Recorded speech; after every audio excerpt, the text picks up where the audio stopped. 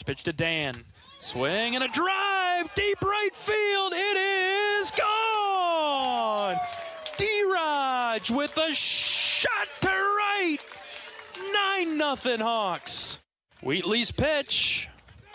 Called third strike. He got him. And the Hawks win it 12-0 in 7 innings over the Buckeyes. A run rule victory on Friday afternoon propelled Iowa into a position to clinch the series yesterday, and the Hawks did just that with a 12-5 win over the Buckeyes. Let's hear some of the highlights. Reese is on a tear. First pitch to him is hit high and deep right center field. It is gone! Are you kidding me? Reese Moore crushed it to right center, and the Hawks lead 2-0. Next pitch, shot right back up the middle, and it is down for a base hit. They're waving Risley around third. Here's the throw. It's cut off at second base. It's an RBI single for Caleb Wolf. 3-0 Hawks. Whip it over there. This is instead hit into the left center field gap, and it is down for another base hit. Wolf scores. Schulte to third, and Swales with a double to left center. 5-0 Hawks. First pitch to Reese. Line drive into center field. Schulte jogs home. Wilmus sprinting around third. He slides in safely. Reese en fuego. Full count pitch from Whitlock. He brings it home to Eckelman. Swing and a miss. Whitlock got him, and that's a Hawkeye winner. Iowa takes care of business 12-5, and they win the series a day early. And so today the Hawkeyes will look for their first sweep of the season, a chance to improve to 7-2 in the Big Ten through 3 weeks of conference play. The Hawkeyes 13-8 on the season. Ohio State enters 6-14. They are 0-5 in the Big Ten. Again, the start of today's game has been delayed, probably looking at around 1:30 today, folks. 1:30 first pitch. We'll be back after this with more pregame coverage on the Hawkeye Radio Network. This is Iowa Baseball from Learfield. If you or someone you know is having thoughts of suicide, experiencing a mental health or substance use crisis, 988 provides the direct connection to free, confidential, and compassionate support. When you call, text, or chat 988, you'll be quickly connected to trained crisis counselors who will listen to your concerns, provide support, and connect you to additional resources if needed. There is hope. You are not alone. For 24/7 support, call or text 988 or chat 988lifeline.org. A message from Iowa HHS.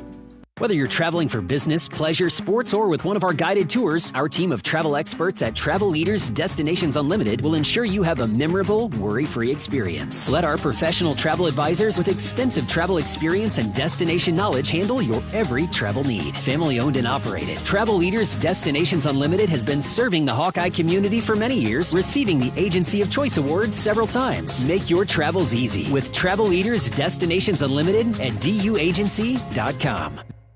The silly moments, the proud moments, even the hard moments. They're what make life remarkable.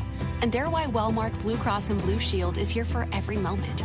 Committed to making healthcare better, more affordable, with more choices for care. And service and coverage that give you peace of mind no matter what comes your way.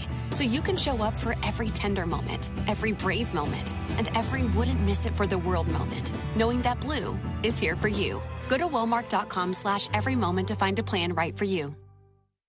Brown Deer Golf Club offers a pure golf experience. Manicured bentgrass fairways with tees and greens carved into gracefully rolling landscape. Challenging, yet extremely playable. Improve your game with PGA instruction and our full-service pro shop. Treat yourself to Bunker's Bar and Grill for lunch or dinner. And our scenic Greenview Banquet Room is perfect for weddings or any special event. Brown Deer Golf Club, a stunning country club setting at affordable public rates.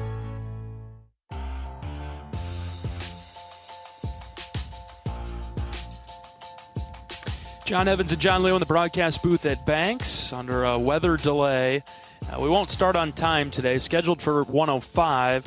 We'll start a little closer to 1:30 today as we wrap up the series with Ohio State. The series win is already in the books, but the Hawks are on to the next goal, which would be a sweep, the first of its kind this season for Iowa. John Evans, that's what's on the line today. Yeah, and you and I were in listening to coaches kind of prep the team, and obviously it's bring the same attitude and energy that you have 2 days in, and bring it now a third day. And we saw Ohio State yesterday at the beginning of the game brought a lot of energy. Even after Iowa got runs, they were still there, but the Iowa approach just kind of kept pushing and kept adding to it, and we're able to secure a nice win yesterday. And I would hazard a guess that Ohio State will bring an equal amount of energy, if not more, today, and try to make sure they leave Iowa City with a win. So I will have to match that again.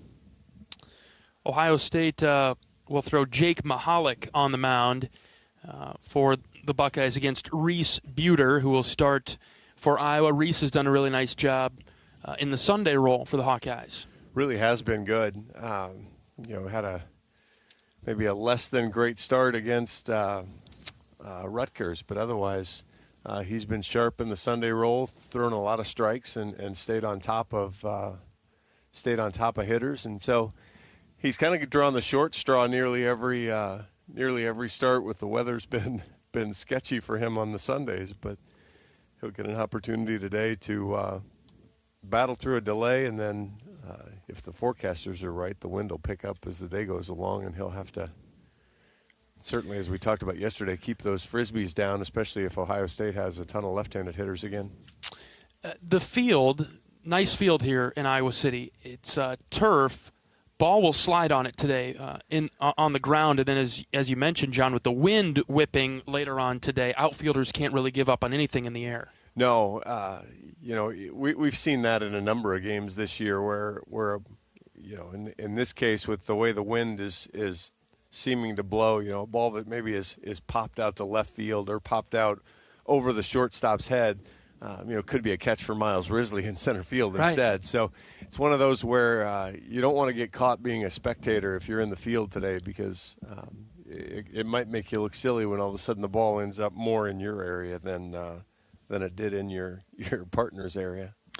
We had just introduced Ohio State's starting pitcher, Jake Mahalik, and looking at his stats, he'll be making his sixth start for the Buckeyes this season. He's had a 1-2 record, ERA of just under 10 in 16 innings. He struck out 20, he's walked 18, has given up the second most hits on the team coming into the weekend. Well, but Iowa coaches, and I don't think it's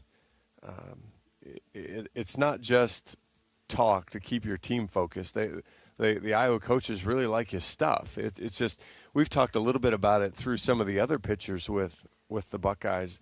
You've seen guys that really bring it, and then they have a 4-pitch walk, and then maybe they hit a guy. And so the thing for Mahalik will be, can he be more consistent and really.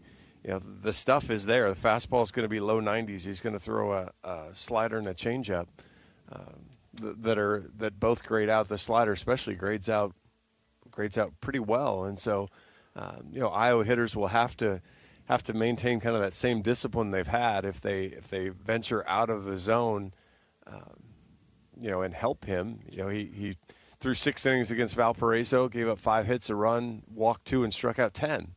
So. If the Buckeyes get that kind of start out of him, he'll be in the game. But then he followed that up with 7 hits, 9 runs, 6 earned, 4 walks, and so again, what will he bring for one, and will Iowa maintain the same discipline at the plate that they have been? On the flip side, Iowa's pitching has been pretty good this weekend, and still plenty of arms out there in the bullpen, which I think could be a tipping factor in today's game. I talked to, I was sitting down there while you had started with Coach Heller. It's always fun when you can get Rick one-on-one. And he said basically they're going to treat every inning like it's the 9th inning here. Part of it is the weather. Part of it is, what Iowa has in the bullpen. But, you get Reese for a while. Hopefully he has a good solid outing. Ben DeTay's probably got a couple innings in him. Daniel Wright's got a couple innings in him. If you look at the lineup that Ohio State used yesterday, they've got right-handers in the 2-hole and the 4-hole yesterday. Mm-hmm. You could see a Sam Hart come in that spot, try to get 2, 3, 4 out, as he's a matchup problem, probably more so for a right-hander than a left-hander.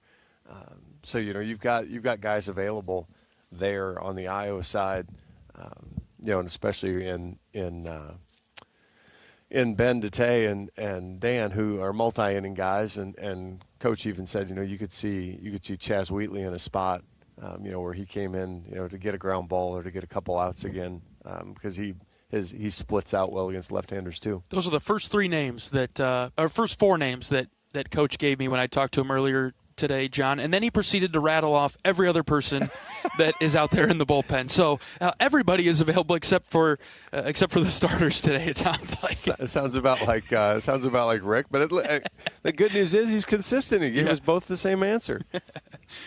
All right, we'll take a break and come back, and we'll hear directly from Coach Heller right after this. Again, a delayed start today, 1:30.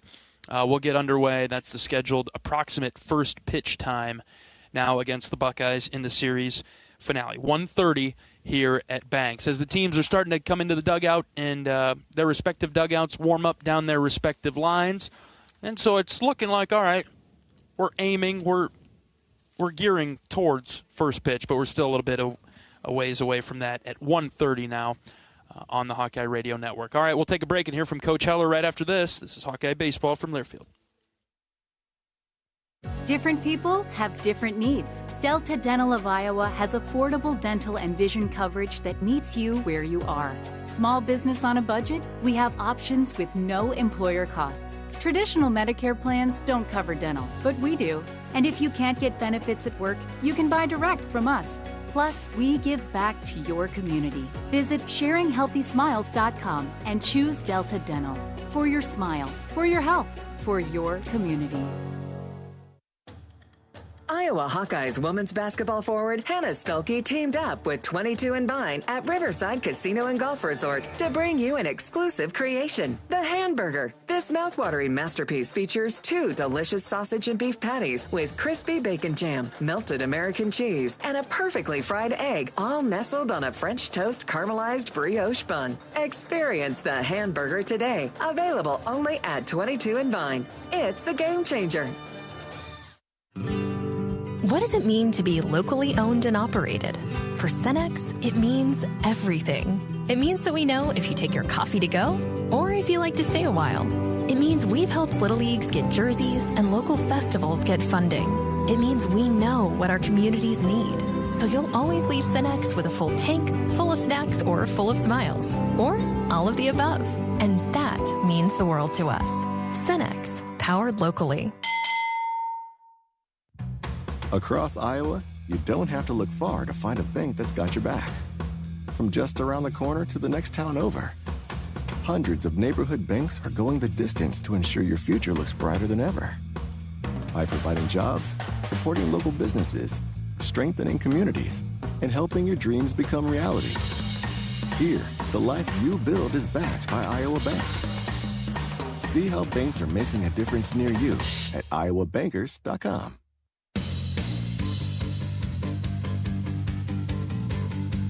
Welcome back to pregame coverage of Iowa Hawkeye baseball. Today, the final game of the series against Ohio State. We're here at Dwayne Banks Field in Iowa City, joined by head coach of the Hawkeyes, Rick Heller. Coach, it was a strange game yesterday, and glad we came out on top. Yeah, definitely. I mean, we came out, with guns a-blazing again. Five runs in the first inning. Executed the plan to perfection. A mix of free bases and hits, and Reese Moore stayed hot with a home run right away. First pitch he saw, and really made a statement and gave Aaron Savory some room to work, and it was a good thing because Aaron wasn't as sharp as he had been. His first 5 starts had been lights out, and he was off a little bit yesterday, and he gave up 2 in the second, 1 in the first, 2 in the fourth, and lucky for us, we were able to have 3 big innings, put 3 crooked numbers up there, and end up winning 12-5. But for most of the game, it was a lot closer than that, Anthony Watts came in and slowed the game down a little bit, and then he got in some trouble, and and then Brant Hogue, came in and did a nice job. But really, all three of those guys were off a little yesterday, and Brant and Anthony. It was a lot of times 2 outs and couldn't get out of the inning, and it's just they're so dangerous with their power. They hit a couple home runs yesterday and didn't want to get them going, and like I said, Anthony shut him or slowed him down some, but we had to work out of some jams. It was never easy, and then by the time Jack Whitlock got in there in the ninth, we had a 7-run lead, and it was good to see Jack. That's how you like the ninth inning, 1, 2, 3, and no worries. But our offense, did what it needed to do. Not easy days to hit when you're getting the misses that you're getting with guys who have good stuff. If that makes any sense, it's like erratically wild, and then boom on the corner, and then boom. Another pitch in the dirt, and then then it's a strike. So you really have to be locked in, and been super proud of our hitters this weekend, as they have dominated the game plan, dominated the zone, not chased, and then did damage once we once we had the bases loaded, or first and second, nobody out. All those scenarios that. They gave us with free bases, hit by pitches, whatever. But you have to make them pay when they do that. And the last 2 days we have. Every time that Ohio State threw a jab yesterday, your team punched back a lot stronger. Yeah, for sure. And that's a great sign in what you've been seeing really since week 4 when conference play started. And we've got quite a few guys up and down the lineup that are feeling good about themselves and doing a good job. We got really good production out of the bottom part of the order in the early part of the game. Within the first 4 innings, I think we had 5 hits from the 7, 8, 9 hitters. Caleb Wolf had a big day. Cooper Schulte was in yesterday and had a hit and a drag bunt hit. Ben Swales had a hit, and that's what it takes, because if they walk the bases loaded, the guys at the bottom end of the order have to get the job done, and those guys did. Today will be a little bit of a different day with the weather conditions, Coach. It's raining out right now, and as we get ready for today's game, what's the message to the guys to handle the weather conditions today? Well, the message during like a potential delay is always the team that stays locked in, the team that is present, mentally ready to go, is usually the team that comes out ahead on those days. And it was just a good reminder to the guys before we started hitting that whether this game starts at 1, 1:30, 2 o'clock, 2:30, 3 o'clock, 3:30, we need to be ready to go when that happens, and more ready to go than they are, a team that has lost 2 games in the series, and you are going to get a great effort out of them. They are starting a guy that is somewhat similar to the guys that we've seen so far. Good stuff, really good stuff at times, but has trouble commanding the zone. And he's got really a hard sinker, turbo sinker, 93. And we're going to have to do a great job today of staying off the pitches at the bottom of the zone so that we have a chance to take advantage of the mistakes that are elevated. We're going to have to give him some strikes at the bottom to do that. But if we do, I think, it could be a similar result from the last 2 days. But they have in the bullpen, they've got their guy that was their Friday night starter. He hasn't thrown yet, and they've got another guy that has been pretty decent for them. So they're loaded up in case things go their way today to get one. But I don't feel like we're in a bad place. I feel like we're in a really good place with Reese Buter starting today, and we haven't used Dan Wright, we haven't used Sam Hart, we haven't used Ben Datay. Chaz Wheatley can come back again. I mean, we've got a full arsenal. We've got Archer there. We've got the rest of the guys are all ready to go. Hack, Will Pearson, Garen, Bleeker, they're all there. So, you'll see us, and sometimes if you're the Sunday guy, starter-wise, you have a shorter leash just because you have that many guys out there. You don't have to wait around, and hopefully we get a good one out of Reese today, like he's given us pretty much every time out except one little blip. And if he does what he's capable of doing, we'll be in good shape. And if they're on or whatever it might be, then we can just keep running guys at them. We touched on it a little bit yesterday, Coach. Do you sense the confidence really bubbling over now for your team on a big win streak and wrapping up this homestand? Yeah, I mean, I really don't feel like it's bubbling over or anything like that. I just feel like it's more of a quiet confidence that all of us felt like could be there and maybe thought that it was there the first 2 or 3 weeks, but we just didn't get that win that kind of solidified it, and now that we've had a few of those, where you want the team to be is confident, but relaxed, intense on every pitch, but not stressing over every pitch.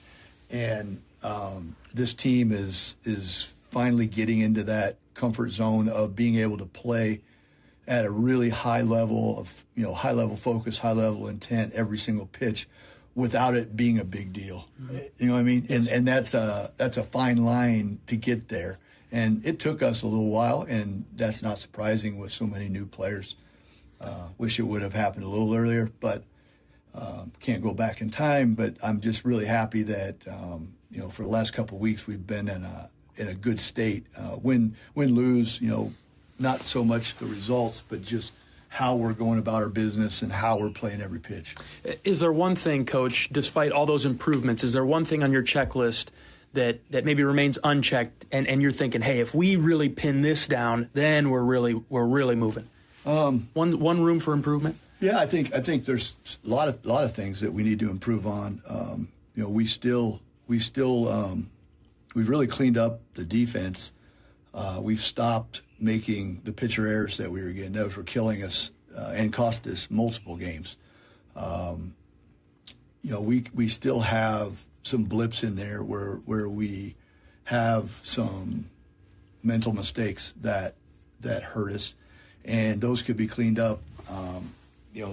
We have some pitchers that maybe haven't quite got to that confidence point that we talked about, that if they did, would really make things a lot easier, and just continue to try to clean up the free bases that we occasionally give on the mound and occasionally on defense as well.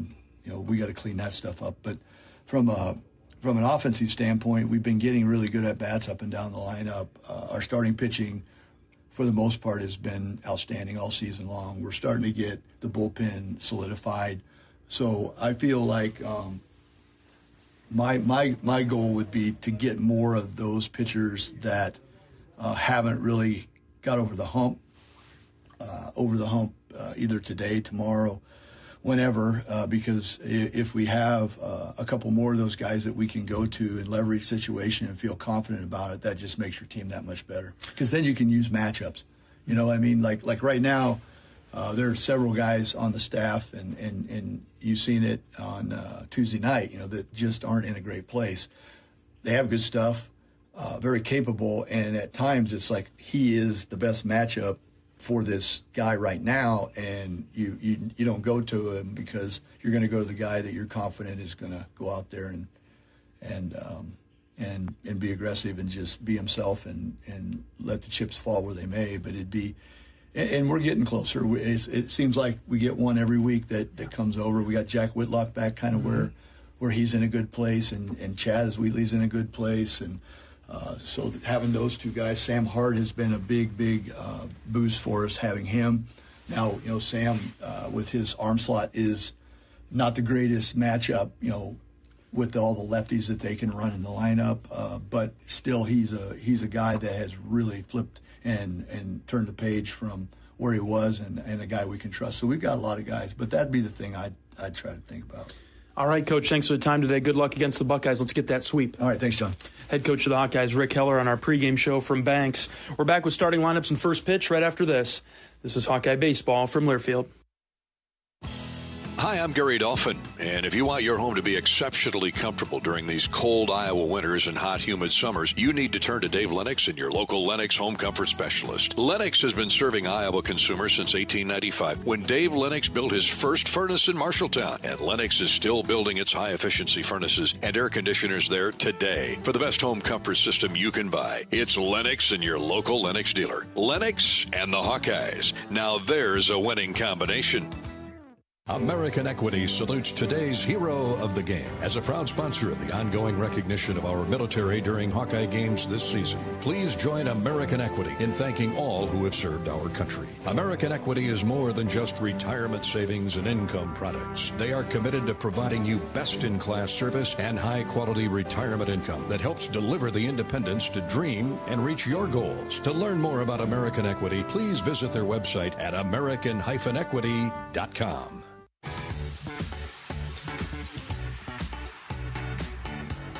Welcome back to Dwayne Banks Field in Iowa City. The players are on the field, but we're still about 30 minutes away from first pitch today after the delayed start. With the rain showers moving through, looks like the rain is dissipating and staying out of here, and so we'll be able to play baseball today, just to be a little bit later than we had originally planned. 1:30 first pitch today. Ohio State taking their infield now. We'll send it to our final pregame break, and then we'll bring it back here for our final thoughts before sending things into a rain delay break. So we'll be back in a second. This is Hawkeye Baseball from Learfield. Different people have different needs. Delta Dental of Iowa has affordable dental and vision coverage that meets you where you are. Small business on a budget? We have options with no employer costs. Traditional Medicare plans don't cover dental, but we do. And if you can't get benefits at work, you can buy direct from us. Plus, we give back to your community. Visit sharinghealthysmiles.com and choose Delta Dental. For your smile, for your health, for your community. Iowa Hawkeyes women's basketball forward Hannah Stuelke teamed up with 22 and Vine at Riverside Casino and Golf Resort to bring you an exclusive creation, the Hamburger. This mouthwatering masterpiece features 2 delicious sausage and beef patties with crispy bacon jam, melted American cheese, and a perfectly fried egg, all nestled on a French toast caramelized brioche bun. Experience the Hamburger today, available only at 22 and Vine. It's a game changer.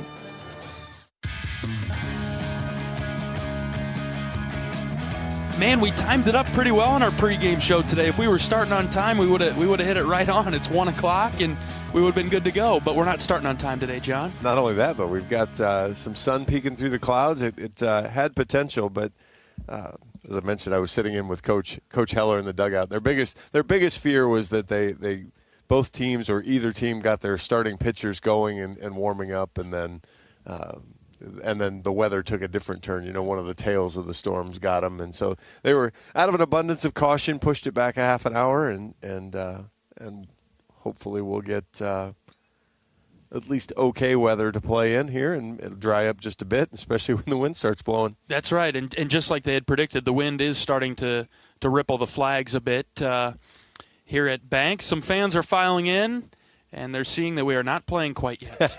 Well, I love the scoreboard announcement there, 45 minutes or so ago that said, we're in a rain delay. You can stay in your seats if you want. I'm looking around going, who? Yeah.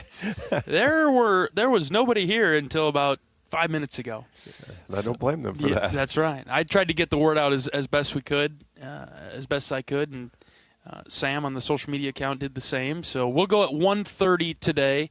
And we'll get you the starting lineups, and we'll prepare you for first pitch about 1:25. So if you turn us back up at 1:25, we'll be here and we'll be ready to go. All right, we'll send it into a rain delay break. We'll be back at 1:25 Central Time and get ready for the series finale with Ohio State. We're back at 1:25. This is Hawkeye Baseball from Learfield.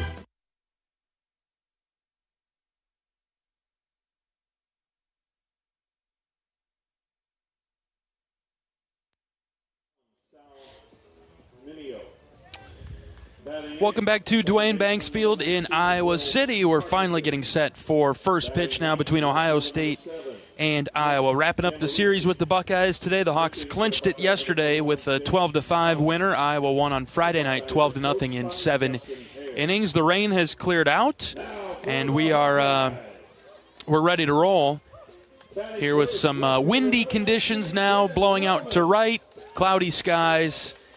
We've got our window closed this afternoon, but I sense that it's cold out there, John Evans. I don't think there's any need to sense that it is, because you add the damp into it too, and that's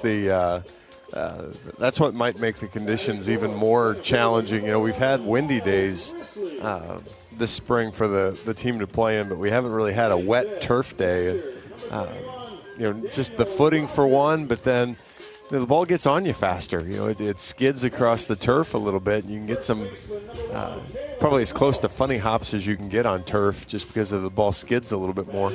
What are you going to be watching for here early from the Hawkeyes? Pitching wise, you know, it'll be Reese locating. You know, we talked about that a little bit yesterday with Aaron.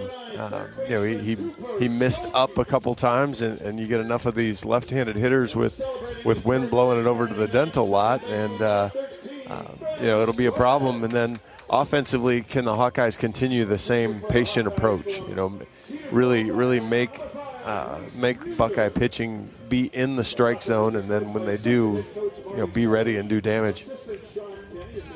Ohio State 6-14, are 0-5 in the Big Ten. The Hawkeyes are 13-8, 6-2 in the Big Ten, and could move into a tie, or are currently in a tie for first place in the Big Ten after some results from yesterday. Are currently in a tie, and so could certainly then make sure you stay there when the day's over, weekend's over. All right, we'll keep it here for the anthem today, and let you tune into that as we get ready for today's national anthem.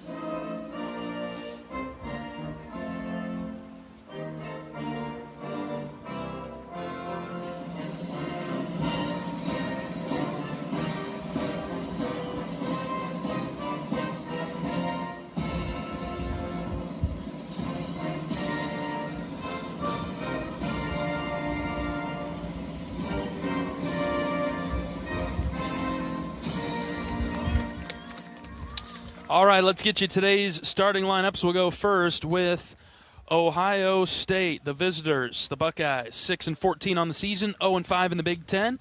Trey Lipsy will lead things off, followed by Lee Ellis and Tyler Petterini. Matthew Gravelin will be the DH today for Ohio State, batting fourth. Mason Eckelman will be behind the plate catching, batting fifth. Batting sixth for Ohio State is Ryan Miller, the first baseman. 7, 8, 9, Sal Mineo in center field. Will Carpenter, the second baseman. And Nick Jamarusti, the left fielder, will bat ninth for the Buckeyes. The Hawkeyes about to take the field defensively to get us underway today. This is how the infield will look. A late change to the starting lineup, as Cooper Schulte will be the third baseman today, in for Jackson Frost in back-to-back games. Gable Mitchell at short, Ben Swales at second base. The first baseman today is Caleb Wolf. In the outfield left to right, Ben Wilmus, Miles Risley, and Jackson Beeman. Dan Rogers is the Iowa catcher today, and the starting pitcher is the right-hander Reese Buter. 3-0 in 5 starts. He has a 3.51 ERA, 25 2/3 innings. He's given up 22 hits, 11 runs, just 10 earned. 7 walks, 23 strikeouts for Reese. He's hit 3 batters, been in the strike zone pretty well. And hit hard a couple times. South Florida hit a couple solo home runs off of him, and Washington State hit a home run as well. But otherwise, he was sharp against Michigan State last Saturday, so a day longer rest for Reese to get to this start. But pitched 5 shutout innings last weekend against Michigan State as Iowa run-ruled Michigan State to end the weekend. Again, quite a few left-handers in the lineup for Ohio State today. They have 3 right-handers in the lineup, batting 2nd, 4th, and 9th. So a bulk of the middle of the order and the bottom portion will be left-handers today for Ohio State. Yeah, it'll be important for Reese to establish the ability to pitch with his breaking ball and keep enough honesty with the fastball to keep it tailing away. Cloudy skies, low-hanging clouds today that look like they could drop buckets of rain at any time, but for now it's moved through the area and out of here. The wind is blowing towards the dental lot in right field today. Not blowing in. It is blowing out to right. Now, Coach Heller thinks that the reports that he's seen, the wind will start blowing in eventually, but we're not at that stage yet. Currently blowing out strong to right field. Probably all the more reason you're going to want to jump ahead early just in case the wind does shift around and all of a sudden scoring runs becomes a little bit more difficult. Handful of fans here this afternoon. They got the memo about the later start time and are arriving a bit late to the ballpark today as Reese Buter is ready to fire his final warm-up pitch to Dan Rogers. Yeah, not going to have the full bleachers here on the first base side today. On the road for a few weeks, John. When we come back, I guess it'll be mid-April at that point. Hopefully the weather has settled and we're treated to great crowds ready to support the team. Yeah, they want to, Yeah. And I mean, even has shown up here the last couple of days with not great weather. So get that improved and righted around, and we'll be in good shape. All right, let's play ball. Reese Buter's on the mound. And Trey Lipsy is in the box for Ohio State. Left-handed hitter. Reese's first pitch is fouled back to the screen. Good start to get ahead for Reese. I think Lipsy swung at the first pitch of every game in this series, and he's fouled it off all 3 times. Can't just hit a soft ground ball right to Swales. Been throwing first pitch strikes, too. Buter out of the windup, kicks and fires the 0-1. That's across for strike number 2. Rick Allen is behind the dish as the umpire today. Aaron Christians down the line at first. Mark Wagers out there at second. Over at third base is Greg Harmon. Reese has shown him the 94-mile-an-hour fastball and the 84-mile-an-hour off-speed. See what he comes back with. The 0-2. Slider outside, 1-2. Just kind of popped out of his hand into the right-handed batter's box. Lipsy batting .309 for Ohio State. Stolen base threat for the Buckeyes with 10. Let's keep him off. The 1-2 is low and in. Counts even now at 2. I did ask Coach Heller yesterday about the explanation he got from the umpires. The umpires said it obviously hit him, and they deemed he wasn't over the strike zone. Mm-hmm. Reese's 2-2. Fouled off in the box. We'll do it again. Yeah, they said a natural baseball movement. Yeah, and Coach Heller wasn't arguing that he leaned into it. He was just arguing that he was in the strike zone. And I told Coach Heller what I saw on TrackMan, and it didn't matter what my opinion was, or even at that point what Coach Heller's was, but they had provided him an explanation that he was satisfied with. He didn't necessarily agree with it, but he was satisfied with it. Another 2-2 pitch from Buter. Here it comes. Just outside. Good looking pitch from Reese. Off the plate with the fastball, 3-2. Good eye there from Lipsy to lay off that as that ball was working away from him. Looked like it was on the outer portion of the plate and just kept dribbling away. 3-2.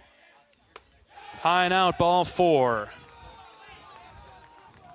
And so Lipsy draws the walk.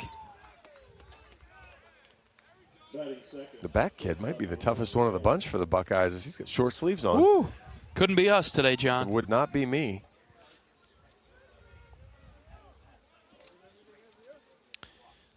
Here's Lee Ellis, shortstop for Ohio State, right-handed hitter, one of the 3 that are in their lineup today. Lipsy at first base, he's speedy. Buter from the stretch, first pitch. That dropped in for a strike. Almost wondered if Ohio State might try some short game games here or just small ball games to, again, try to get the offense going, make Iowa field the ball with the wet conditions. Pickoff move to first base. Buter got it over there in a hurry. Handcuffed Wolf a little bit. It's right at his head, so good thing he caught it. But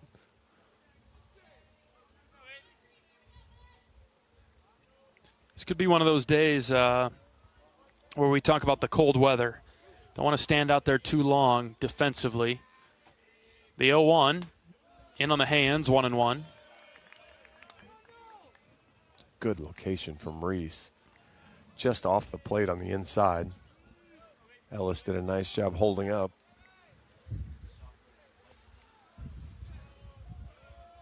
Good lead at first base from Lipsy.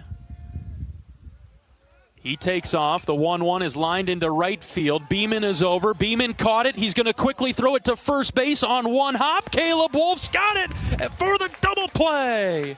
Really nicely done there. Not a great job from Lipsy. Nobody really helped him out to show him where the ball was. That was a hit and run. Didn't give him any indication. By the time he got to second base, figured out where the ball was. It had already been caught by Beeman, and he's got a great arm there in right field and threw a one-hop strike to Wolf at first. Caleb able to pick it off the turf, had plenty of room as it bounced a good distance in front of him.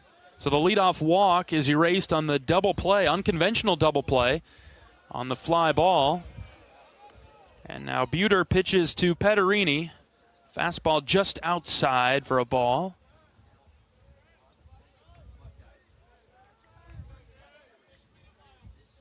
Buter's 1-0, slider just outside. 1-1. He's really working that outer edge, but not quite clipping it. Boy, we had a wide and tall strike zone yesterday. So far, it's been right on the money so far. Buter's 2-0. That caught the inside corner, 2-1. Went back with the slider there to come inside. Good pitch. Petterini batting .330 for the Buckeyes. Another left-handed hitter. 2-1, swung on and missed. Late on the off-speed there. He realized it was a strike and couldn't get bat to ball.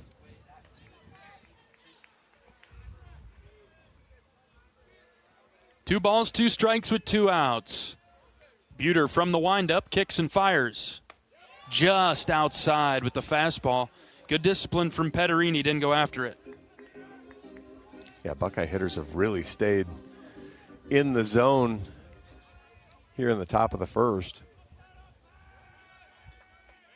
Full count, Buter delivers. Lined into the Ohio State dugout just above it. Foul. That was a headhunter. Right over the short-sleeved bat boy as well. So another payoff pitch from Buter. Low. Ball 4. Second walk of the inning from Buter. Ohio State's been very disciplined. Not chasing pitches out of the zone in the first inning. Yeah, outstanding at bats for both Lipsy and Petterini. Battled through and worked full counts, fouled off good pitches, and drew the walk. That brings up Gravelin. Right-handed hitter. First pitch from Reese, missed high at the letters. Iowa in their Sunday golds. The black caps in the field and the white pants. Try pickoff move over to first base. Ohio State wearing scarlet tops and gray pants. Got the scarlet ball caps when they're out in the field. 1 ball, no strikes on Gravelin, just underway. delayed start at Banks. They have him leaning, pickoff move. The throw is just high to Wolf. Boy, they had Petterini hopping around. Well, he's vaulting. He only has about a step and a half lead, and so the first time Reese threw over there, it was pretty much, he just fell onto the bag. That time he actually caught Petterini vaulting. Next pitch from Reese is outside. Haven't seen a ton of strikes from Reese yet.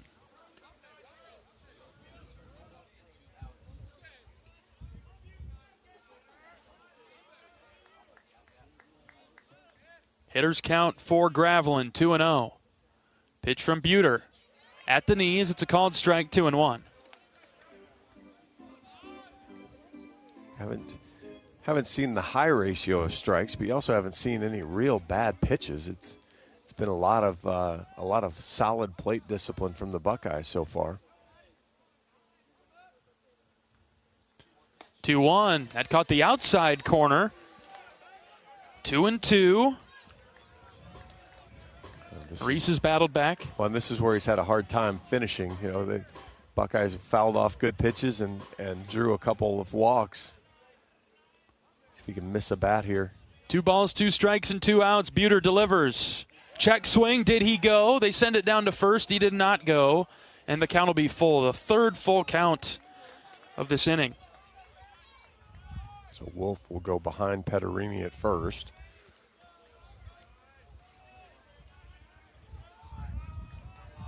See if Reese can lock in for one pitch. Petterini will be going. There he goes. This is lifted foul. Out of play to the right.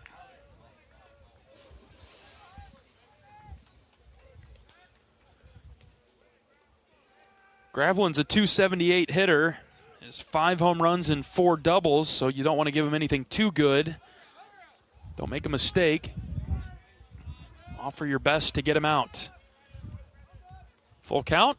The pitch is a called third strike. Buter got him.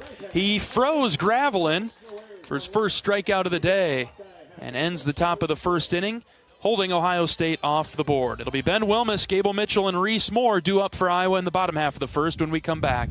This is Hawkeye Baseball from Learfield.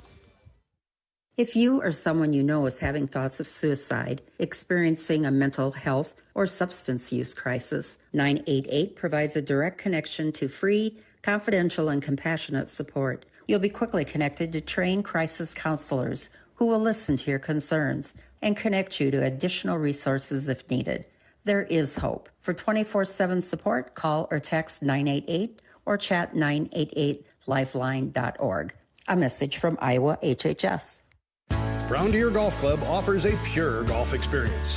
Manicured bentgrass fairways with tees and greens carved into gracefully rolling landscape. Challenging, yet extremely playable. Improve your game with PGA instruction and our full-service pro shop. Treat yourself to Bunker's Bar and Grill for lunch or dinner. And our scenic Greenview Banquet Room is perfect for weddings or any special event. Brown Deer Golf Club, a stunning country club setting at affordable public rates.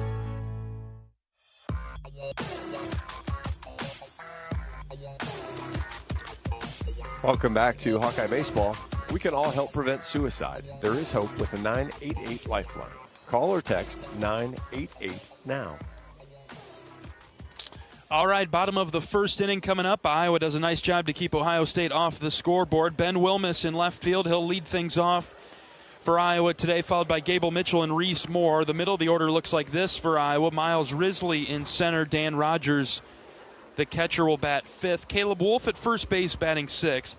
7, 8, 9 for the Hawkeyes today. Jackson Beeman, Cooper Schulte, and Ben Swales. They'll face the starting pitcher from Ohio State, sophomore right-hander from North Royalton, Ohio. This is Jake Mahalik. Mahalik has 5 appearances on the season, 16 in the third innings. He's given up 23 hits, 21 runs. 18 of those were earned. He's walked 18, struck out 20. So another one of those, he does a lot of it himself, either the walk or the strikeout.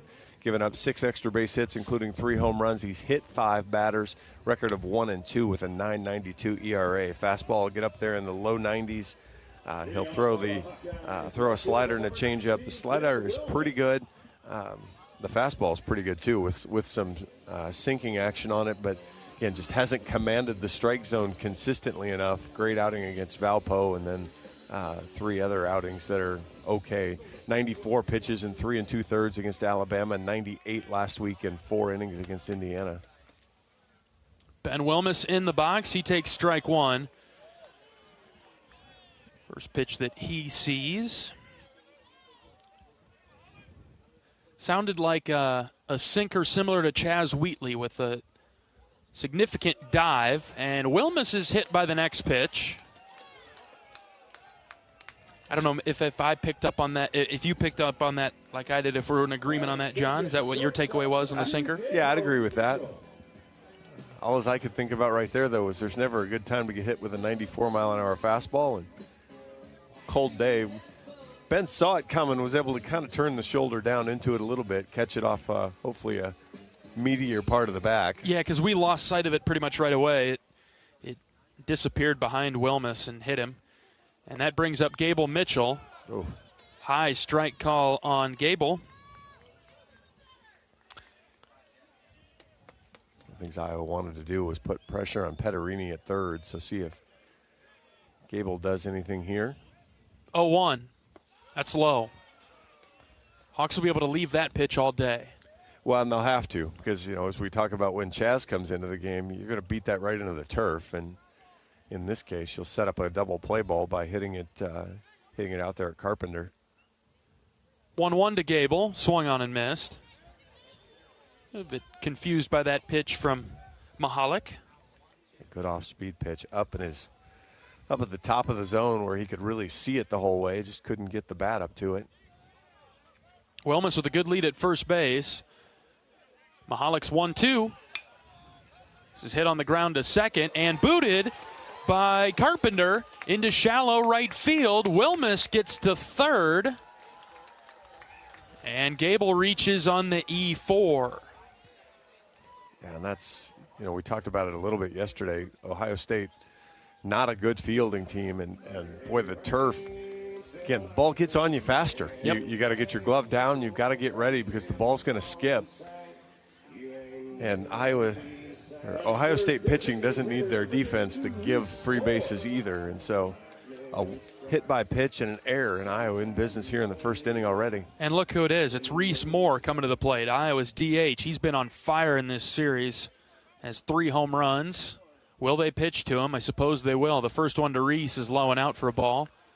Coach yesterday was really mad that they pitched to Reese. So we'll see if maybe it's certainly selective, or when you miss to the correct spot here. Wind blowing out to right for Reese. The 1-0.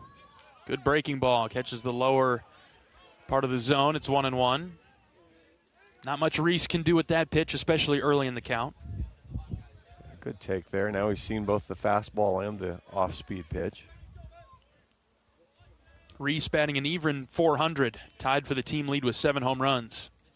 1-1 is hit on the ground, and fair! Down the right field line, all the way into the corner. Wilmus scores. They'll put the stop sign on Mitchell at third. Reese continues his tear as he rips it into the right field corner and gives Iowa the 1-0 lead in the first. Boy, that's just couldn't have been more well-positioned. Miller pops off the bag after holding Mitchell and then just can't get back to the line. And Moore pulls it right down. His, 4th extra base hit of the weekend? 5th? Yeah, he had 2 home runs and a double on Friday. Had a home run and a single yesterday. So his 5th extra base hit of the weekend. Could be in line for a Big Ten Player of the Week the way it's going for Reese. Miles Risley batting for Iowa, right-handed hitter out in center field. Quarterback of the outfield takes strike 1. Iowa's been so good in the first inning this weekend. Exactly what I was going to say. Been able to just... Risley shoots this into right center field. It is getting down for a base hit. Mitchell scores. They're waving Reese around third. He'll score 2. And Iowa leads 3-0 on the 2 RBI single from Risley. Iowa's just been able to deliver a punch in the first inning right away. And Risley takes the fastball there and just sends it out into right field. And we'll get a mound visit already. Boy, that error hurts Ohio State, doesn't it? Well, yeah, I mean, you at least get an out. You kind of settle it down. Maybe you don't have to pitch to Reese the same way then. And yeah, this is a walk, I think, to just calm everybody down and try to get organized. Iowa scored 5 yesterday in the first. Ohio State bounced back, kind of made it a game in a couple different places. So right now you're just out there trying to get your pitcher to calm down and settle your defense down too. Of, hey, pick him up. Somebody make a play. Help him out. They'll do the heavy shift here with Daniel Rogers at the plate. Iowa will look to just keep piling on. 3-0 Hawks in the bottom of the first. Here is Dan Rogers with Risley at first base. Rogers, one of the few players today to go short sleeves. First pitch to Rogers. Ooh, low strike. Dan takes it. Rogers batting .241, so he's seen that number come up in recent weeks. Risley at first base, the 0-1. Rogers takes it low and in. I'll send an appeal down to third base. He did not go.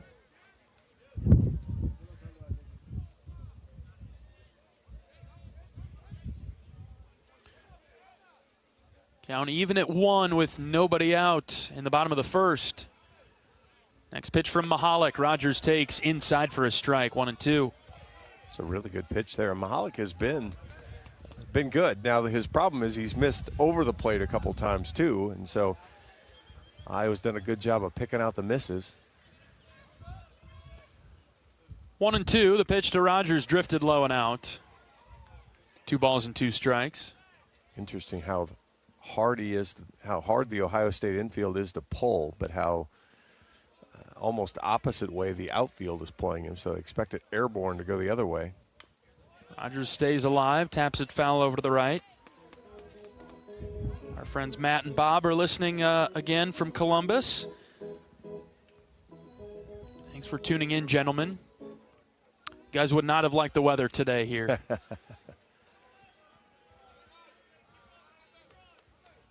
2 balls and 2 strikes. Runner takes off. The pitch is low and in. Throw to second is on the money, and Risley is out. What a great throw there from Eckelman. Holy cow, that was not an easy pitch to pick. Low fastball, and he backhands it beautifully and throws a seed down to, I think it was actually Petterini covering from, even though he's playing third base. Mm-hmm. Nice execution from Ohio State there. The count's full on Rogers, and he walks after the pitch from Mahalik sailed outside. You see Iowa run a lot on that 2-2 count, figuring if it's a strike, you're going to be able to, you're going to hit it, you're going to swing at it, and if it's a ball, you're going to trust Risley to make it. But again, that's just better execution from Eckelman there on the pitch. Kind of got the one you wanted to steal on. Maybe you'd hope for an off-speed pitch there instead, but. 1 out in the Hawkeye first. Here's Caleb Wolf, left-handed hitter. Mahalik deals downstairs. Mahalik is approaching 20 pitches in this first inning. Ohio State has a couple arms that we've been made aware of in the bullpen yet. A lot of room in right center field for Caleb. The 1-0 hit him in the back foot. Ouch.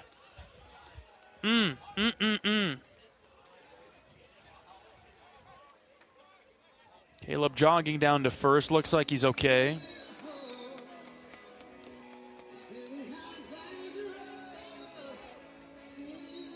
And 2 on and 1 out for Jackson Beeman. Again, there's nobody in the bullpen currently, though. So there's not activation, there's not stretching. This is the guy.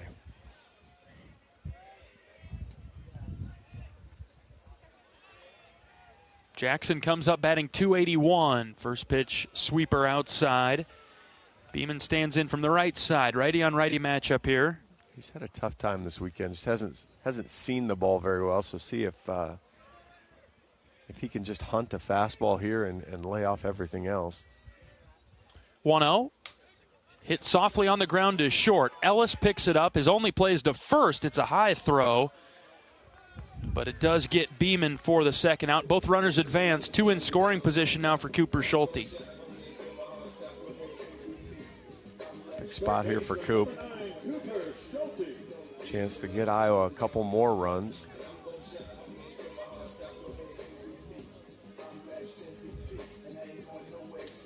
Yeah, 5-0, a bit better than 3-0, John. And Schulte will try to do that with a base hit. Rogers at third. And Wolf out there at second. Strike 1 to Schulte. Came through yesterday with a single through the right side in the first inning. 2 outs for him, the 0-1. Swung on and missed, 0-2. Good pitch from Mahalik. Yeah, slider just below the zone. See if Coop can shorten up the swing here and get some contact. 0-2. Chase to pitch low and outside. Tag is applied as Schulte is leaving the box.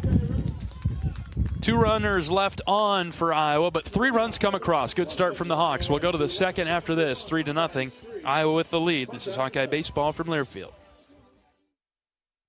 American Equity salutes today's hero of the game. As a proud sponsor of the ongoing recognition of our military during Hawkeye games this season, please join American Equity in thanking all who have served our country. American Equity is more than just retirement savings and income products. They are committed to providing you best-in-class service and high-quality retirement income that helps deliver the independence to dream and reach your goals. To learn more about American Equity, please visit their website at american-equity.com. Every day, you're out there, up before the sun, and pushing forward before the chaos of the day settles in. At Great Southern, we're right there with you because we understand the need for trusted support. Having a team that is seasoned, agile, ready, an award-winning team that knows their customers personally and is behind them at every step. There to assist you, inspire you, and echo your inner dialogue in those quiet moments. Keep going. Whether you're getting ready to meet the day or working on something big, we're your team. Great Southern Bank, understanding what really matters. Member FDIC.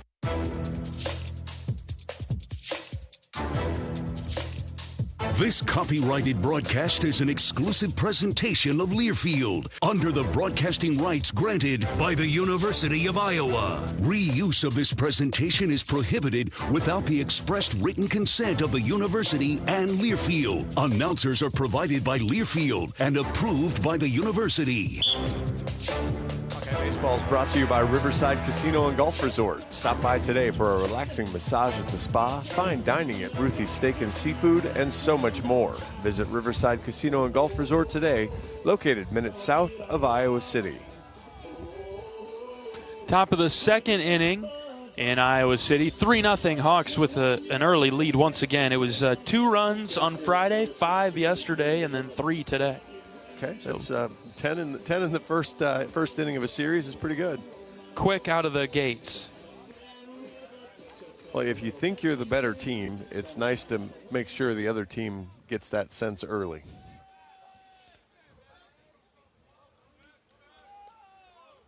Buter pitching to Eckelman to start the second.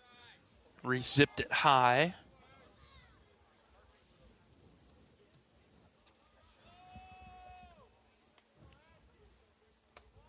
One-0 is outside from Buter. Need Buter to have a better inning than he did in the first. A little bit too wild. Yeah, just not in the zone often enough yet. Counts 2-0. Pitch from Reese. Hit on the ground, foul to first. As it stands right now, he's 50-50. So with this batter, he's 1 under. So needs to get back in the zone. Hard to imagine that Iowa and Ohio State threw effectively the same number of pitches in the first inning. Yeah. 2-1 is a slider outside strike call. It's probably the high outside part of the zone there. So Buter has worked back to even the count. It's 2-2. The pitch from Reese. High. A lot of full counts today, John. Yeah, part of that is Ohio State hitters fouling off some good pitches, and then this at-bat's more of Reese just being not sharp and in the zone. Full count pitch from Buter. Just outside with the slider. And again, Ohio State's discipline apparent in Game 3. I think that's part of, you get a guy that you feel like maybe he's a little bit of a nibbler, and it's like, all right, let's see what we've got when we come up there and make him throw strikes and get in the zone. And Reese hasn't been in the zone often enough yet. That brings up Ryan Miller. 8 of 21 on the season. That seems good. Has a couple of home runs. Yeah, he's batting .381. Buter can't find the strike zone, though. Got to sort this out quickly. Shutdown innings were a little bit of an issue for the Hawks yesterday against Ohio State. One here would be preferred. Buter's 1-0 is high. Did he check his swing? He did. Ball 2, and that'll draw Coach Kenny out of the Iowa dugout.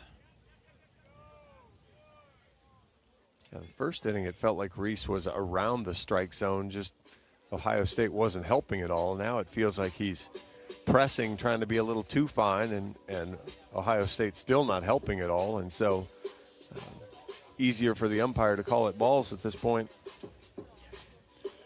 You see how this weekend has played out.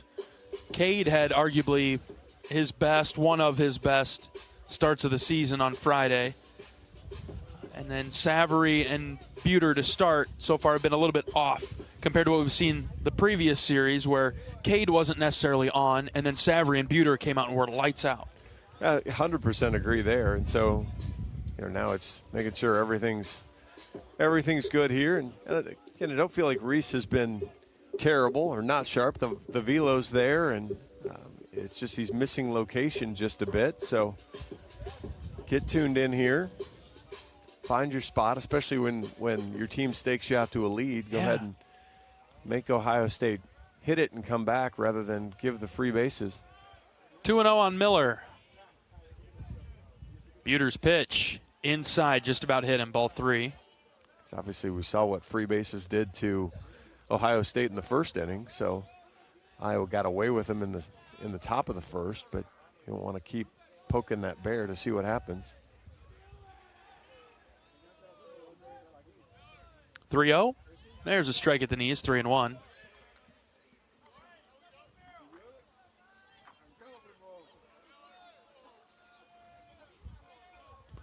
Shift on for Iowa. Swales playing out in shallow right. Here comes the 3-1. Swing and a miss, 3-2. Two good fastballs there from Reese to find his way back into the at-bat.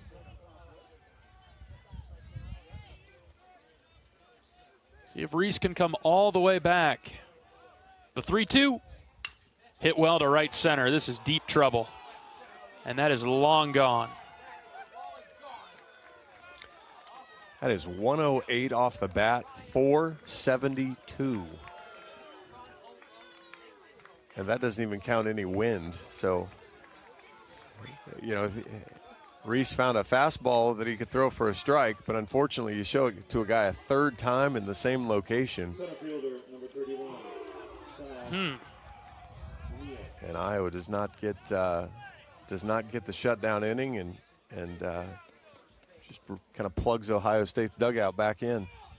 Here's Sal Mineo, center fielder for Ohio State. Reese throws a strike by him. Clean slate now for Buter with the bases empty. Still nobody out in the second. It is 3-2, Iowa leading. The 0-1. Hit on the ground right side. Swales has it, drops to a knee. Now he throws it over to first base for the first out of the inning. We talked yesterday, at least when Savary gave up the home runs, they were empty because there were no free bases. Unfortunately for Reese there, had the free base in front of the home run, so you double your trouble there. That brings up Will Carpenter, the second baseman, another left-handed hitter for Ohio State. Reese's first pitch is over for a strike.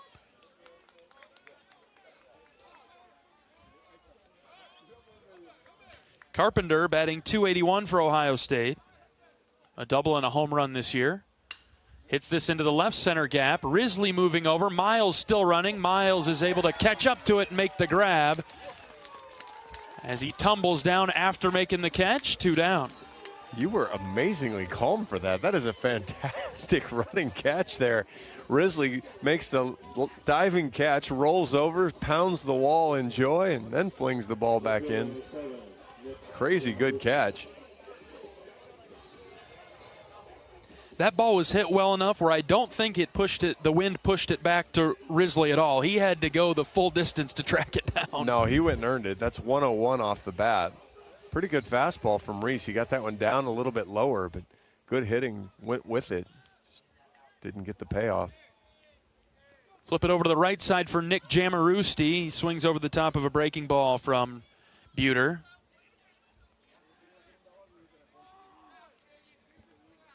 Home plate umpire Allen said something to the Ohio State dugout. I'm not sure what, though. Bounced foul over to the left. With some aggression, John? I missed it. Well, yeah. Kind of random timing, isn't it? Well, exactly. Unless they were chirping about Miles making the catch, but I'm not sure what they would have been. Not sure why. What they could have said that would have irritated him enough to go over and talk to him. But no balls and 2 strikes on Jamarusti. The pitch from Buter. Drifted low and out. It's 1-2.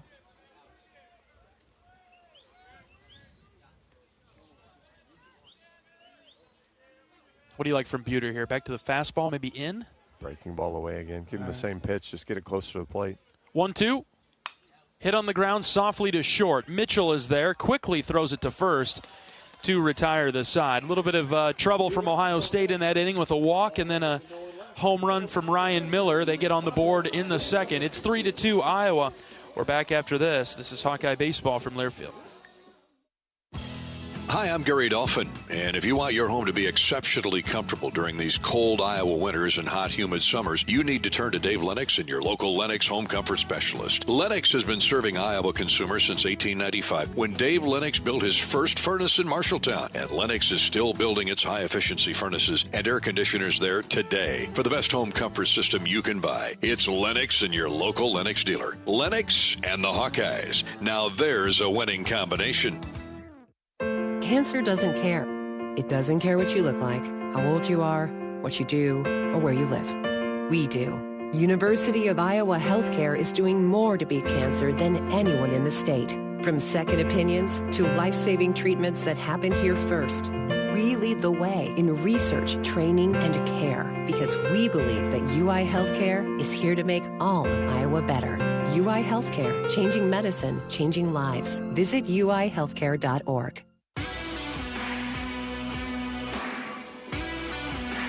Hawk fans, experience your home away from home at Coralville's finest all-suite hotels. Homewood Suites and Home to Suites by Hilton each offer guests spacious suites, complimentary breakfast, 24-hour fitness center, pool, hot tub, guest laundry, and convenient locations. Let their warm and friendly staff take care of you and your family when you visit Hawkeye Country. Let's quickly pause 10 seconds for station identification. This is Hawkeye Baseball from Learfield.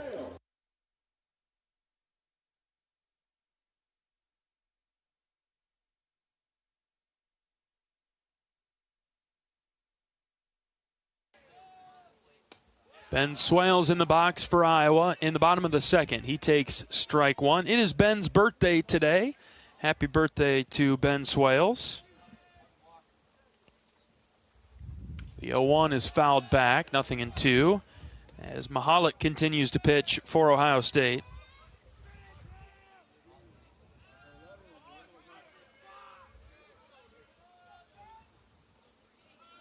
So he's been able to settle in and find the strike zone to start the second. The 0-2, check swing. Wow, Swales chased a pitch that was in the opposite batter's box.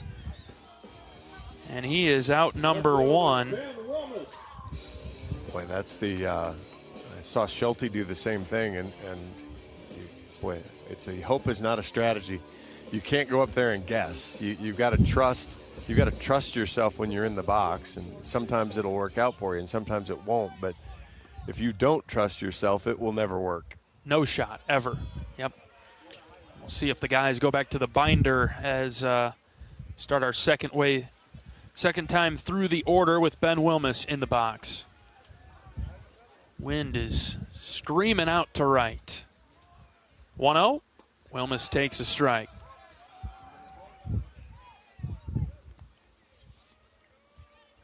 (3-2) Iowa in the second.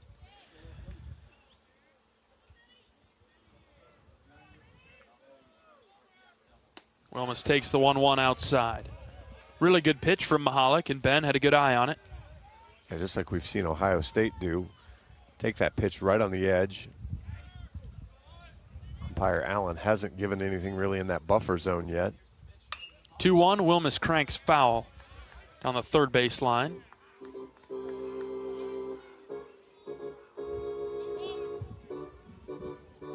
Ben's consistently been up over 300 this season. He's probably seen his average dip recently. Batting .305 right now. But on-base percentage very good. Swings and misses. At a high breaking ball in this at-bat. Back-to-back strikeouts now for Mahalik. It's even 3 straight, isn't it, going back to... It's true, yeah. Again, this is what we talked about. We heard Coach Sutherland talk about this. Mahalik has good stuff, and he may even have a stretch where he gets you. Mitchell swings at the first pitch, rolled softly to short. Ellis throws it wide of the bag at first. Mitchell rounds first. He's headed to second base now on the throwing error by Ellis. And Ellis slipped, and he is injured. He's laying on his back on the pitcher's mound.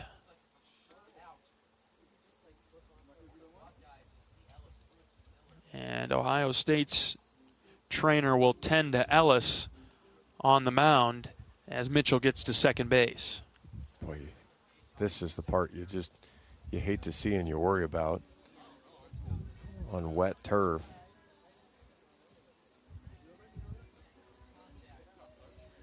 I'm not sure if he got caught up in Mahalik.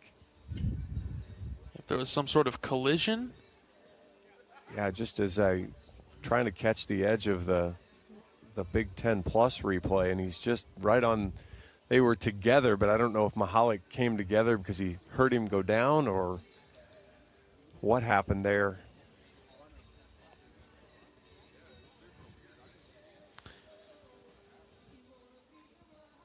So they're tending to Ellis on the pitcher's mound.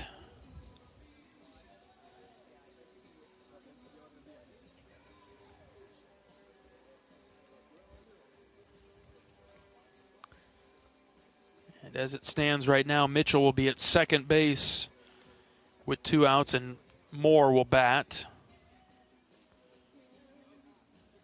Yeah, and they're looking at his upper body, so I don't know that, unless maybe his back, if he slipped, or if he collided with Mahalik. I believe Mahalik is down on a knee. I don't know if there's something. I'm just kind of talking through my thoughts here, John, that you might be right. There's maybe some sort of collision.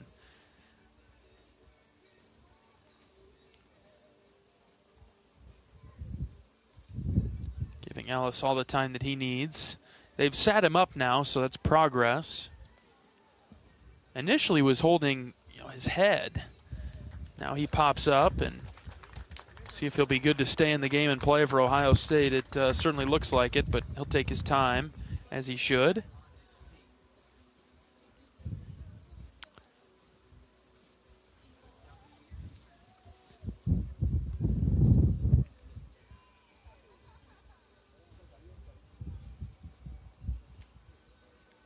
Ohio State players starting to retreat back to their positions, including Ellis.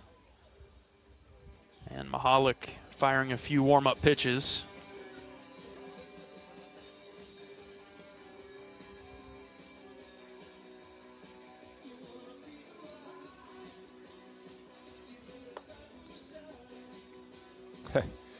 They asked for a ball, they got 2 balls. You're going to have a couple throws from shortstop. Looks like he ran into the pitcher. And he's recovering from that. Training staff still out there with him, as well as the head coach, Justin Hare. Well, they want him to throw a ball. He has yet to throw it. Yeah, he doesn't seem interested in that part of it yet. All right. The funny thing is, if you don't hurt your arm, I'm not sure what this does unless he sees 2 third basemen and starts throwing to the wrong guy. Yeah. Not sure what throwing does? Yeah, what you're going to learn here. And he's throwing it to the third baseman. So we'll see what they're going to have him do. Well, he doesn't look great, though. I got to be honest, John. No. And, again, Trainer's not giving up, though. That's like Trainer Jake. There's a third degree going on right now. That's right. So really doing a nice job to try to make sure he's okay. Players' jobs to talk his way into the game, and trainers' jobs to take him out if they're going to do some harm. But Ellis has talked his way back into the game. All right. Looks like we're ready for play now. Here comes Reese. If Reese sees a ball near the strike zone, it's got to be a mistake. Just been crushing the ball this weekend. Yeah, every ball needs to be in the buffer zone and off right now to Reese. You pitch to Risley and take your chances. Breaking ball for a strike. And, of course, he throws a breaking ball right down the middle, which is what Reese delivered the double on in the first inning. So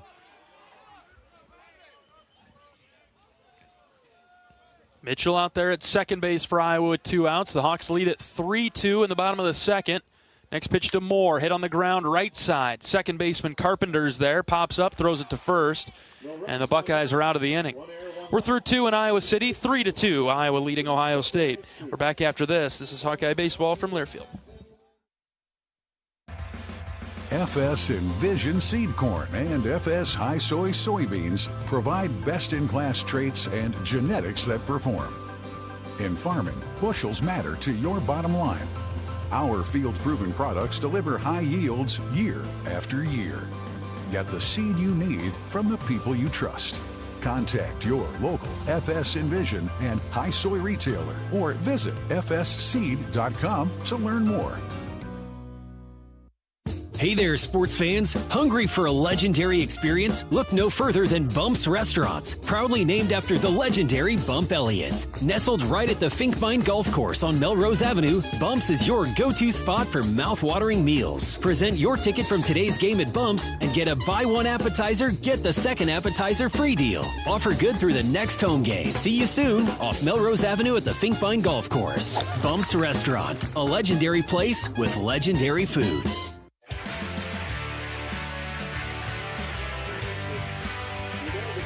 University of Iowa Healthcare is here for you no matter where you are in the state, changing medicine and changing lives for all of Iowa and beyond. Visit uihealthcare.org. Reese Buter out for the top of the third inning. Iowa leads 3-2. Reese will need to be a little sharper. Gave up a 2-run home run back in the second inning. Walked a couple batters in the first inning, so still just giving up a hit, but some free bases in there and created some traffic that way. 44 pitches for Reese, 20 balls, 24 strikes so far. So hasn't been quite in the zone the way Reese normally is. See if he can improve that as he faces the top of the order again for the second time. Lipsy, Ellis, and Petterini for Ohio State.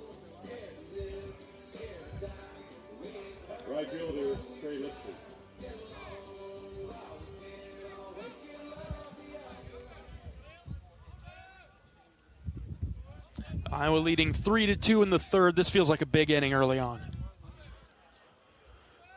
Yeah, need Reese to get on board, show he's in the game here for a while. Buter's first pitch is bunted foul in front of the Ohio State dugout. Boy, slow to react there from Cooper. He gets that ball anywhere on turf on that side, and he's not going to get thrown out. Still staying back. Are you surprised by that? Yes. 0-1. Called strike, inside corner. Good pitch from Reese. He can live there, don't you think? Oh, absolutely. And I think he's going to have to with these left-handed hitters. He's going to have to be able to throw that breaking ball down and in, but he's got to be able to throw it for a strike. Now you can risk burying it a little bit. But Buter's 0-2. Hit on the ground, right side. Wolf knocks it down with the backhand, throws it to Buter, who's covering, and he beats Lipsy to the bag by a half a step. Really good hustle there. Nice job from Reese to get across. Really good play, John, I want to add by Wolf there to, even though he was overhand throwing it, showed him the ball early and then quickly got it there. Yeah, gave it to him where he could see it. There was no trick in, hey, it's not an underhand flip. It's coming up high. And then didn't just lob it. Just threw it kind of on a short line right over to him. 1 out for Ellis. Slider outside. Ellis is the infielder for Ohio State who was injured in the last inning. Looks like he's good to go now. Iowa shifted over to the pull side for him, the right-handed hitter. 1-0 from Buter. He's missed on back-to-back sliders outside that have not really been close, not tasty enough for Ellis to think about. I love the idea of throwing the breaking ball to Ellis, but boy, it's got to be competitive. 2-0. Much better from Buter. Ooh, and called a ball. Just low. Over the heart of the plate, but low. We've seen Ellis swing at the breaking ball all weekend, but... Yeah, but he was in command there at 2-0, and so... There's a green light on a 3-0 and fouled a fastball off. I mean, Ellis does slug 603, so if you get a fastball, I guess I kind of understand why he gets a green light, but boy, he's fairly free swinging now if you can get back to the breaking ball with good location. Instead, it's a fastball high, ball 4. That's the 4th walk of Buter's outing. We are in the 3rd, playing with fire. Because again, this is the part of the Buckeye lineup that really shows power. It's Petterini now. The wind going out to right helps all left-handers. First pitch is popped up left side. This will be a tough play. Wilmus coming forward. Mitchell going back. It's Gable Mitchell, the shortstop, who makes the play. He throws it over to first. Wolf dropped it. Could have been a double play. He dropped it. I think that Ellis maybe ricocheted, the ball ricocheted off of him close to the bag. I hope that Caleb just didn't straight up drop that, did he? Boy, I don't know what Ellis was doing. Didn't get back to the bag with any urgency at all, and he was out if Wolf catches that ball. And really an incredible play by Mitchell to be heads up and get that back. Ellis remains at first base with 2 outs for Gravelin. First pitch from Buter, sharp fastball on the outer edge. Not going to lie, I was wondering why Gable was throwing it. And had a chance there. As again, Ellis kind of was going in, standing up in no real hurry. 0-1, poked foul over the right. Buter's found the zone in the past couple of hitters.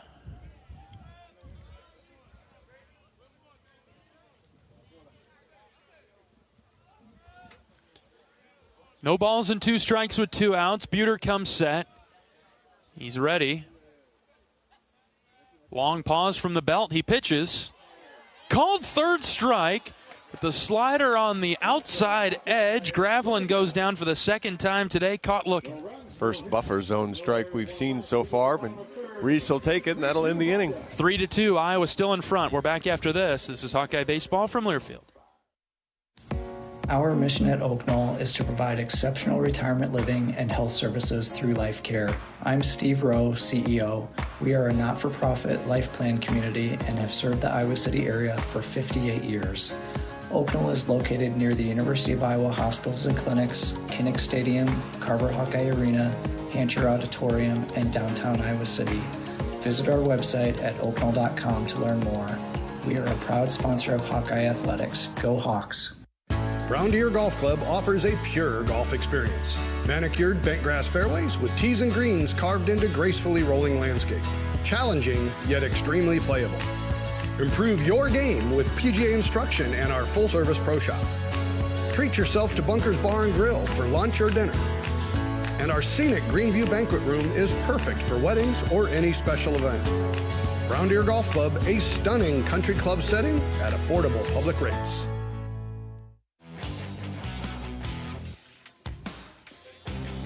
In Iowa, we grow corn, but the truth is corn grows Iowa. That includes the fuel in our vehicles. So when you fill up, pump it up with unleaded 88 and support Iowa's corn farmers. Bottom of the third, Iowa 3, Ohio State 2. The Hawkeyes will have the middle of the order coming up, Risley, Rogers, and Wolf. All right, we haven't talked about wrestling last night. Buchanan gets the national championship, and that was awesome. Yes. And we talked about Starachi, and we were rooting for Hawkeyes, yeah. For Hawkeyes, we Good match. Didn't get that one to work out quite right, but holy cow, the finale of that with Wyatt Hendrickson, the Air Force grad, President Trump there, coming in with the flag, and then Gable Stevenson, who hasn't given up a takedown all year, gets taken down with less than 30 seconds in the match and down on his chance at 3 national titles. Something I didn't think I'd see, right? And that was a heck of an effort by Hendrickson. Oh, unbelievable, the energy and effort to go into that. And he had wrestled, he had wrestled well the whole night. It wasn't, he stalled and fluked out into this one last takedown. It was, he'd been fairly aggressive, taking his shots, trying to find his opportunity, and boy, got the last one there. The final session as a whole, I've been watching wrestling for most of my life and frequently attend the national tournament with my dad growing up. And that final session last night was a little underwhelming until that. So it was the last one. I feel bad for Drake Ayala and Mike Caliendo that wrestled hard, wrestled well, but got second in both of their matches. I feel bad because Caliendo's got to wrestle the Penn State guy who, like we mentioned yesterday, pound for pound might be the best wrestler in the country. Mm-hmm. And Ayala just couldn't find any offense against Bird. Risley batting for Iowa. He's leading off the Hawkeye third. He's worked a 3-1 count. Mahalik got a little unlucky. The first pitch was probably a strike, but Eckelman dropped it. That misses up and in, ball 4. And so by dropping it, he was trying to do that quick little frame, and instead if he just catches it, it's a strike. But he misses it and doesn't get the strike call, and so now Risley walks on 5 pitches instead, and Iowa in the first inning did a pretty good job of punishing free bases. The Hawkeyes got out to a good start with 3 runs in the first, and now the second time through the order, the first 3 batters struggled just a bit. We'll see what the middle of the order can do as Dan Rogers comes up. He walked his first time, and the first pitch from Mahalik to him this time is inside. Too much helping there so far in the last 5 or 6 at-bats, swinging at borderline pitches. Rogers shows the bunt, and he's hit by the pitch. They're going to appeal down to third. He didn't go. And so Rogers hit by the pitch. First and second for the Hawks in the third. Nobody out for Caleb Wolf. Well, we wanted Rogers to try to bunt it down the third base side because there was nobody over there. And instead, he finds his way on first with a little pain. As he catches the, I'm not sure where he caught the breaking ball, right in the breadbasket, but. Here is Caleb Wolf. Boy, I don't know, probably a coin flip on a bunt here. I think you let Caleb swing it, but Wolf takes downstairs for ball 1. He was showing the bunt. But again, for as good as Mahalik was last inning, he's been all over the map this inning and just thrown 1 strike in 7 pitches. Yeah, these aren't, it's kind of on the edge, man, you're getting squeezed. He hasn't even been in the ballpark. First and second, nobody out for Iowa in the third, in business, leading 3-2. 1-0 to Wolf is outside, 2-0. He's getting a little closer, but not close enough. Yeah, that's a much better pitch, but unfortunately for him, Rick Allen has had a fairly strict strike zone on the inner and outer edges. 2-0 to Wolf. Outside again, called a strike this time, 2-1. Just clipped the outside edge there. It's as far out as he's given so far, and good take there from Caleb. All he's going to do is hit that into the ground. Yeah, that would have been double trouble, I'm afraid. 2 balls and a strike. The pitch. Strike 2. Low part of the zone. Mahalik is out of nowhere, battled back to even the count. Yeah, it wouldn't have surprised me there to see Caleb go back to the bunt. Now, of course, he's going to be swinging away with 2 strikes. Mahalik from the belt. The right-hander fires. Wolf fouled it off.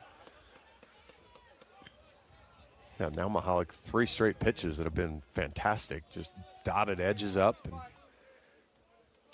And again, if you're the Buckeye coaching staff, that's got to be the frustrating part of some of the pitching you've seen is the guy looks like an All-American and then doesn't. 2-2. Wolf hits down the line in left, and a diving effort. He knocks it down. He doesn't catch it. Risley around third. He'll score as Wolf brings home another Hawkeye run. It's 4-2 in the third. Good base running there from Risley. Had gone most of the way to see if Jamarusti was going to catch it. Jamarusti smartly jammed on the brakes, realizing he wasn't going to get there, and then did a good job of making sure he stayed in front of it, because if that ball skips past him, everybody's running. I don't know if on the approach he started to slip a little bit or made the right call, as you're alluding to, John, to, hey, I can't really truly dive for this, otherwise it's big trouble. 4-2 Iowa. Here's Jackson Beeman. Strike 1 on the off speed at the knees. I mean, now that's 4 straight pitches where he's been right on the edges. Outstanding pitches, all located really well. Slider out. Jackson lays off 1-1. Beeman batting .277 now for the Hawks. A couple weekends ago at Rutgers was on fire. Unstoppable. Need to get that Jackson back. Here comes the 1-1 to Beeman. Way outside, 2-1.